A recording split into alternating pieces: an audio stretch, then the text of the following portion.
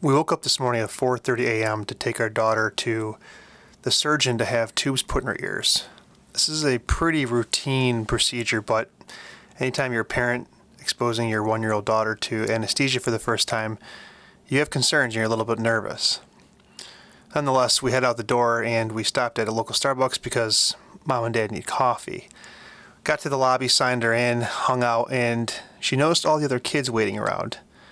And I think she started to figure out that maybe something was up. She was in pretty good spirits. She did a good job, and we ended up getting called back to have the surgery. And at that point, she started to get real nervous because she realized that she's kind of in a hospital stretcher or hospital bed, and a bunch of nurses with masks running around, and you could tell she was getting a little nervous. They gave her a little concoction of some medicine to make her feel relaxed, and then the doctors took her back.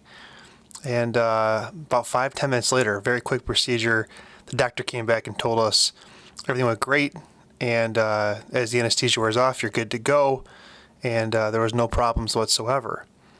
And we ended up walking out the door, and she did very good, and she was really happy. I think overall, as a parent, we were more nervous than she ever probably could imagine to be, and she did really well. So, no more ear infections.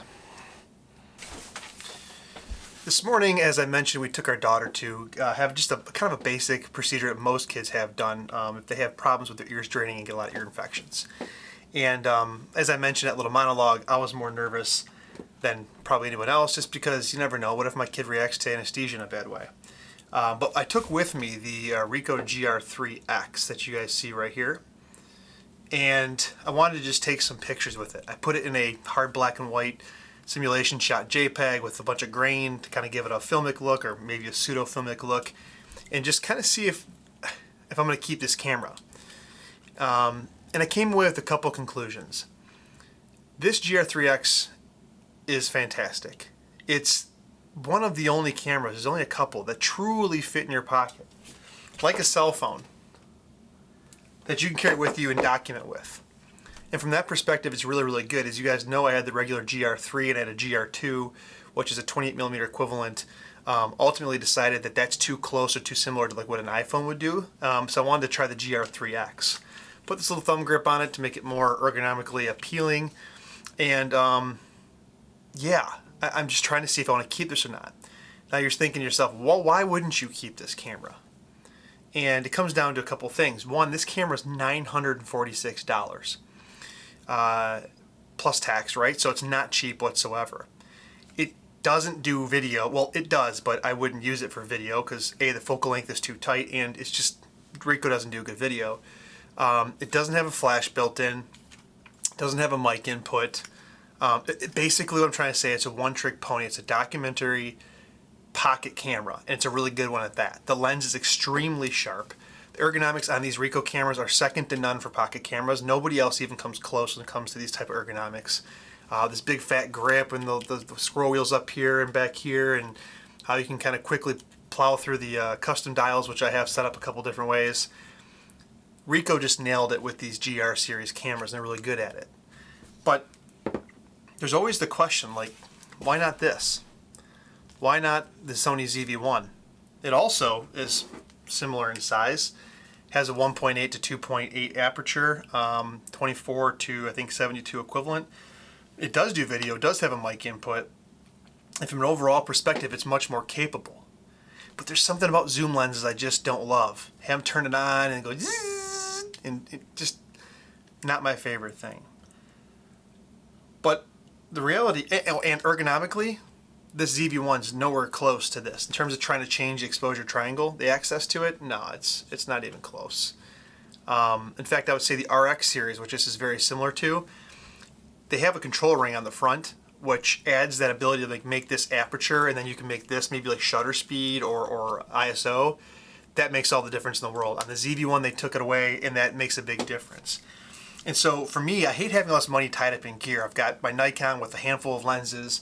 I've got a couple film cameras, and then I have this GR. I have the Olympus XZ1, which was like $70, and I have this ZV-1. And for photos, I would take this all day, even though it's not flexible. But if I had to carry one pocket camera to do video and photos and be the best all-around tool, it's this ZV-1 without a doubt. And so I'm sitting here testing this out, and I'm deciding if I want to keep it or not. I don't really have a strong conclusion for you guys. I'll say this: awesome camera, very sharp lens.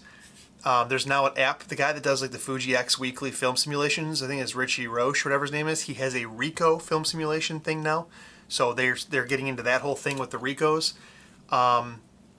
Yeah, it's the best pocket camera there is. It's just for $1,000. It's a very expensive one-trick pony, and I haven't decided if I'm going to keep it or not. There's real no conclusion to this video. I just wanted to share with you guys a couple things, and you know, I guess how about this? How about in the comment section below? What do you guys think? Is there a case to keep both of these, or is it like, hey, if you're going to carry the ZV-1, which can do video and photo, just do that. The output's not going to be that much different compared to this. I mean, this is a 1.8 at the wide end to 2.8 on the long end.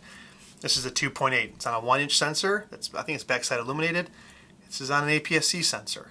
So that's kind of the differences there. And yeah, I have actually some video coming up about this Nikon and a wedding I just shot. I think that'll be kind of interesting. So thanks for watching, guys. I have no idea why I made this video, rather just to show you why the Ricoh is so important at what it does, and talk to you about my internal struggle to keep both or one or the other of these cameras. So, all right, thanks guys, thanks for watching. I'll talk to you on the next one.